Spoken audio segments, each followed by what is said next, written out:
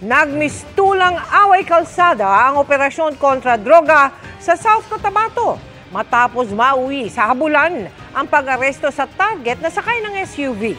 Halos 300,000 pisong halaga ng shabu ang nasabat sa suspect. Nakatutok si Efren Mamak ng GMA Regional TV.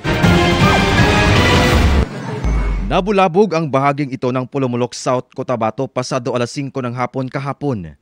Nang biglang humarurot ang isang puting SUV na binato pa ng plastik na bangko. Hinabol ng ilang lalaki ang sasakyan na nakabangga pa ng isang tricycle. Sinubukan din itong umatras para makatakas pero bigo. Nang umalingaw-ngaw na ang mga putok ng baril na pinuntirya ang gulong nito. Viral na online ang naturang video na isa palang anti-illegal drugs buy-bust operation ng pulisya at PIDEA 12 laban sa 28 anyos na lalaki.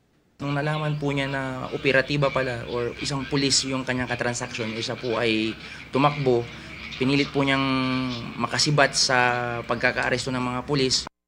Nasa 38 na gramo sa hinihinalang shabu na nagkakalaga ng halos 300,000 pesos ang nasabat mula sa suspect.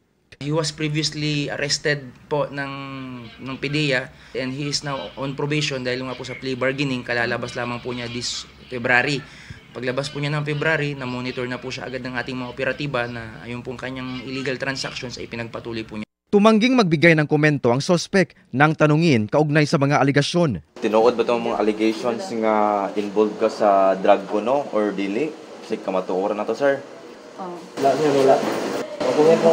Mahaharap ang suspect sa paglabag sa RA 9165 o Comprehensive Dangerous Drugs Act at reckless imprudence resulting to damage to property dahil sa tricycle na nabangga nito.